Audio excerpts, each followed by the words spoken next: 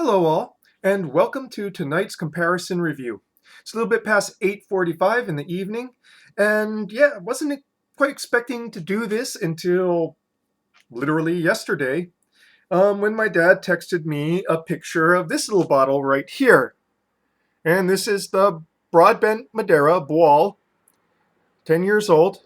It had been aged 1.5 weeks in the oak cask.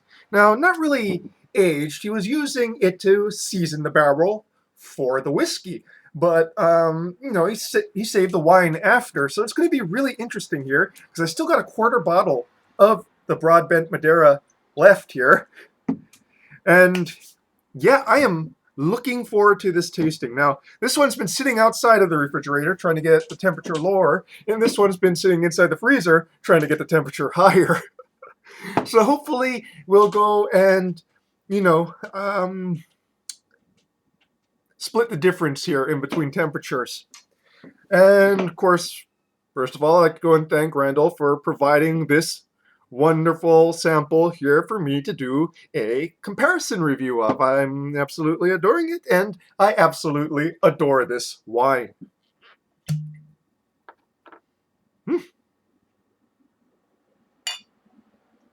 Yeah, quarter bottle. You know why it's a quarter bottle? Because, my friends, I have been deeply and profoundly enjoying this wine. It's some good stuff, let me tell you.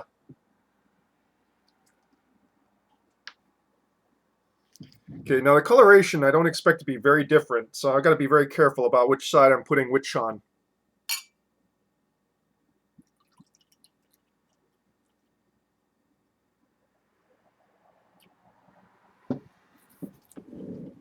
Actually, I was wrong. Coloration is very different. Though that might be just because of the fact it's been in a refrigerated bottle. Yeah, wow. So this is a little bit more cloudy than when I originally opened it. Probably just due to the fact that it's oxidized a little bit further. It's been inside the refrigerator. Chill haze is formed, But all in all, still the same wonderful notes there. And it's still a little bit too cold. Now, if you notice this one, wondering if you guys can see. No, not really. It doesn't show up on the camera. But I'm going to push this down a little bit so you can kind of see here. It's been clarified. It's more clear than the original Madeira. And just to go and show you, like I said, it's a bit cloudy now. But again, that's just because it's been inside the refrigerator in an already open bottle. But it shouldn't affect the flavor all that much. Now, if you really want an in-depth view of the original Madeira here, and yeah, even though it's been out of the refrigerator for about 15 minutes, it's still pretty cold. You can see this one, about the right temperature from the amount of condensation that's formed. But go and see the original review if you want to go and get a sense of all the deep complexity and rich smells and palate flavors that this wine has to offer.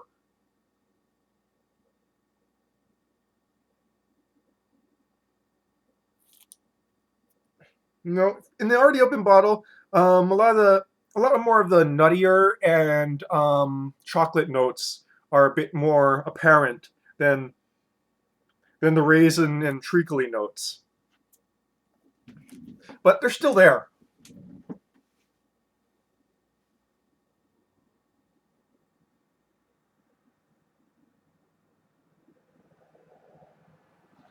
Now let's go and do a nosing of the one that was in the barrel for a week and a half.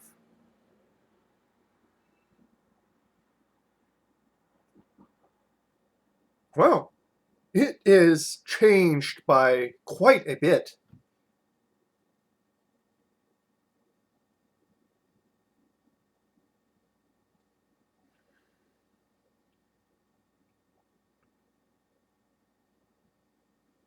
So first off, it has a much more drier nose note.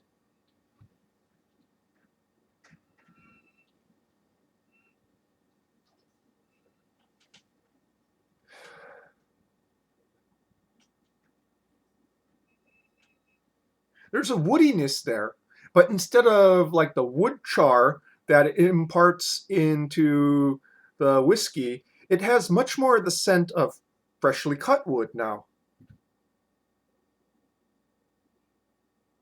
The fruit notes are still there, but they're much more spicy, for lack of a better word. Like they've been, like somebody took that candied orange peel and those raisins and, you know, made sort of like the same spice mix a Christmas pudding would have, per se.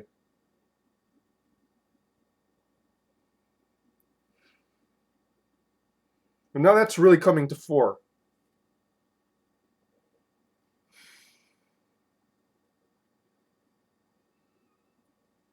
And the wood comes to fore again. So, that variability is still very much evident in the wine. And I just realized I forgot my glass of water. Let me go and grab that really quickly. Always professional with these reviews.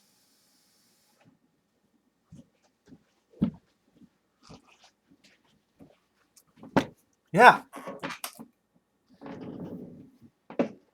Blurry, sharp. You can see the difference here.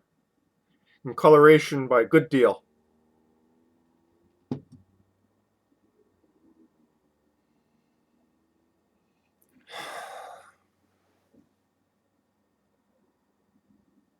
Yeah, still a little bit too cold. Still a little bit too cold. But this one is just right. So I'm actually going to start on the cask aged one.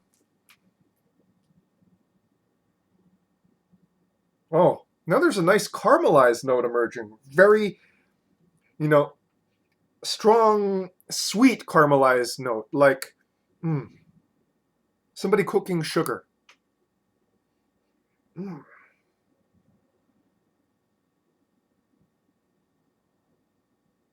Dulce de leche. And then now it's back to the fresh cut wood smell. I like how it's like transformed from charred, that charred wood in the whiskey barrel to fresh cut wood here in the nose. Baking spices again.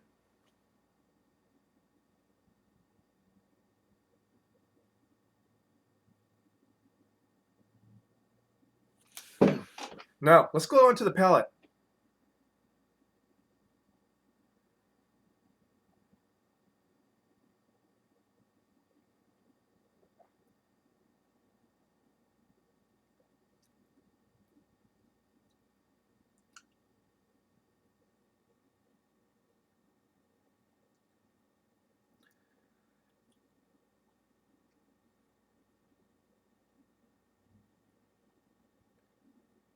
Huh, that is really interesting.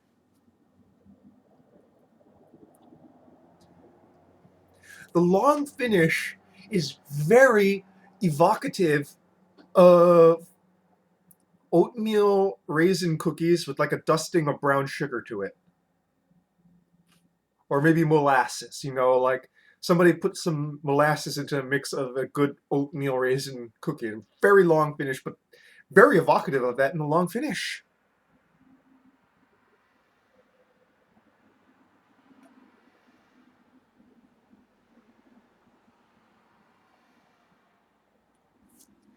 Up front, very strong, almost overwhelming top note of that fresh cut wood. Oh, I'm loving that long finish though.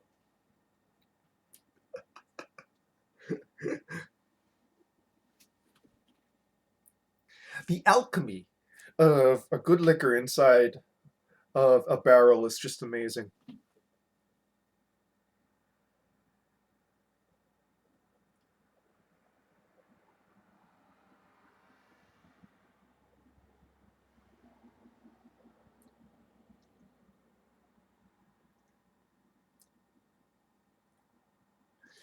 For some reason, the acidity is a bit more evident.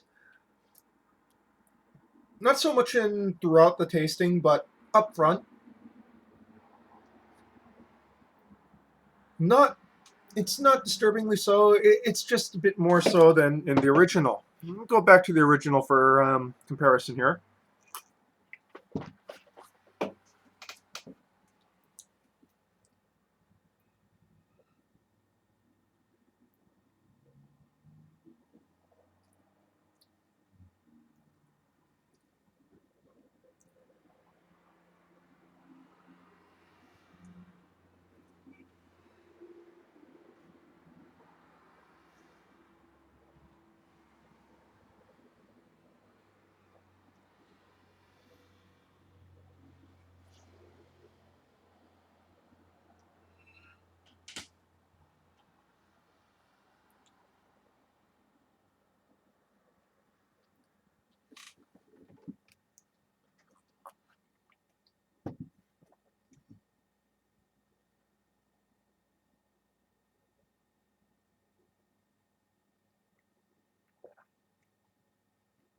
Yeah.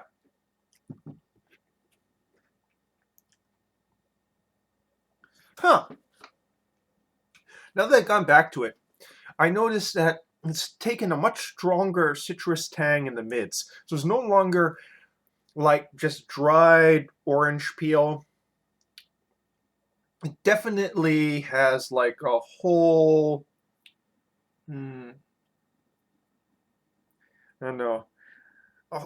It's not like a fresh cut orange, but it tastes like if somebody had more than just a zest. Like the juice, the pulp is also been dried and candied a little bit along with the zest. So just a much more intense, and this is in the barreled one, a much more intense orange flavor coming to fore.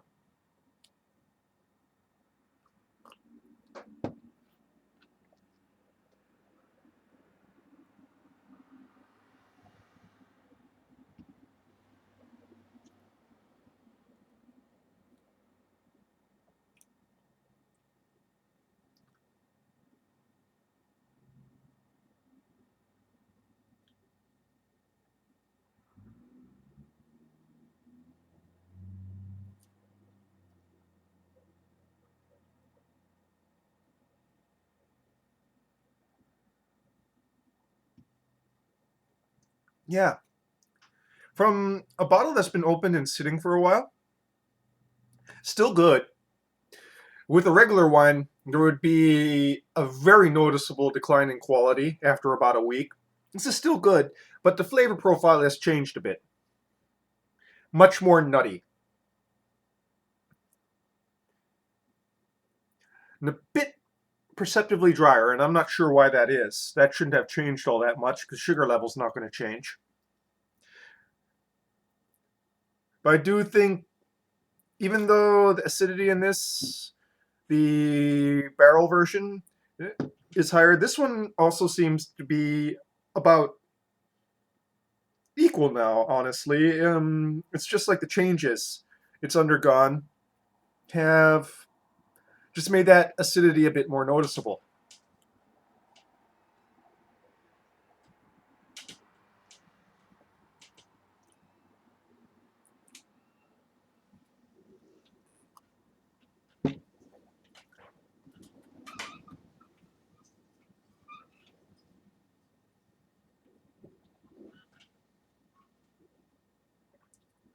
Mm.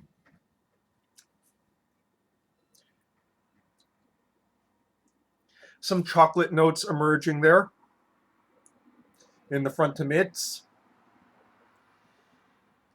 but it's of a different. I don't know how to say it. When we do these tastings, when we say that we're tasting a certain thing, and I explained this in a long post I wrote uh, as a response to somebody's blog. We're not actually tasting chocolate like somebody put a chocolate bar in our mouth. That's why I like to use the word evocative a lot. At certain rare points, I will say this tastes exactly like something. But that's a pretty rare thing to happen unless, you're having a cider. And if you're having, like, say, like an apple cider, you're not going to say, oh, I taste apple in here. Well, duh, it's made from apple. If you got apple notes there, yeah, that's going to be one of the baselines. Same with the beer. I always make sure malts are bready to crackery. And it's going to have that element because you're having grains. So when I say chocolatey, and in this case, a sort of milk chocolatey to bittersweet chocolate, sort of in between there, either a very dense milk chocolate or a very light bittersweet chocolate. Both of these are evocative of that flavor, but they're evoking it in different ways, much in the same way that two brands of chocolate would not taste exactly alike. A Hershey bar isn't going to taste the same as a Dove bar.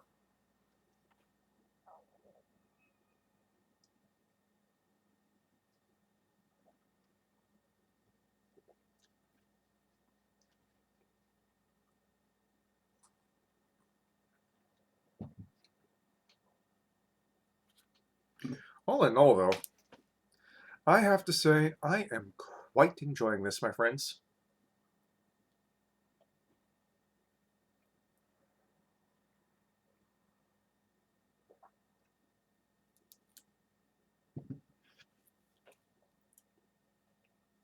So it warms up a bit more. There's less oatmeal raisin and more raisin oatmeal, for lack of better words, in the long finish. The barrel has imparted a sort of, I don't want to say cereal note to it, but a much more baked note to some of the flavor notes here in this barrel aged version, barrel seasoned version, that I find personally fascinating. And, you know, they're recognizably the same beverage, but much has been transformed. You know, it is the alchemy of the barrel. I know my dad's going to make fun of me for this. Whenever I go and do something that's kind of pretentious sounding, he's going to go and like do the hand movements and everything and that tone of voice. But I don't give a crap. I enjoy it. That's how I feel. It's my heart that says this and what have you. Yeah. Lost that train of thought there. Went right off the rails. But I'm drinking on an empty stomach right now. If you haven't noticed by now. Very empty stomach. I didn't really have much of a lunch today. By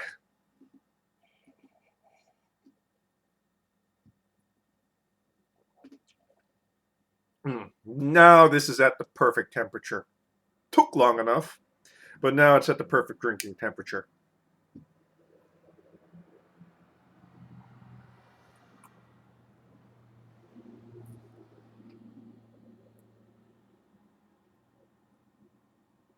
Mm.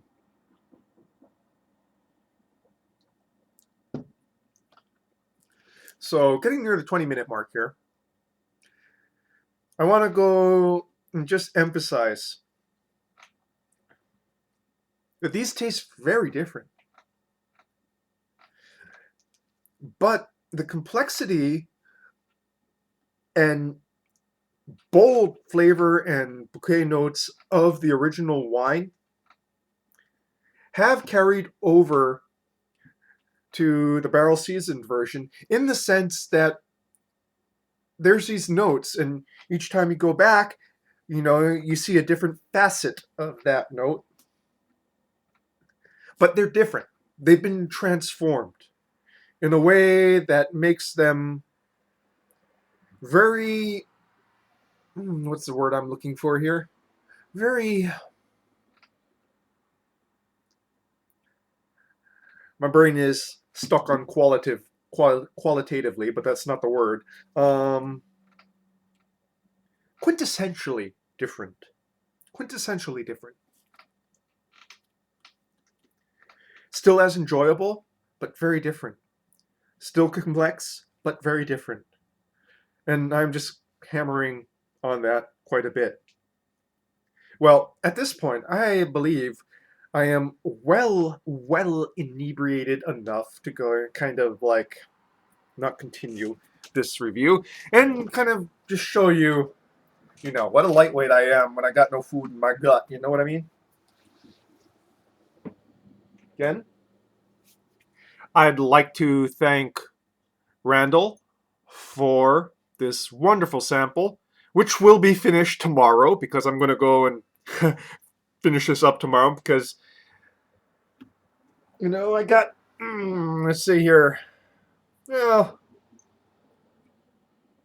about 15% of that bottle left, 15-20% of that bottle left, and the dregs of this left, and yeah, I just want to get this over and done with and have a nice another night, you know what I mean? So after this, I'm going to be doing my prepping, my pre-tasting for my next review, and putting food in my belly so I don't pass out. 3-drink minimum, folks, and actually 3-drink maximum. 3-drink maximum, folks. And, oh boy, this is shameful display. Again, thank you to Randall. Thank you to my father. Thank you to all you viewers out there who make this possible. And that is your wine comparison for this evening, folks. Cheers and salute.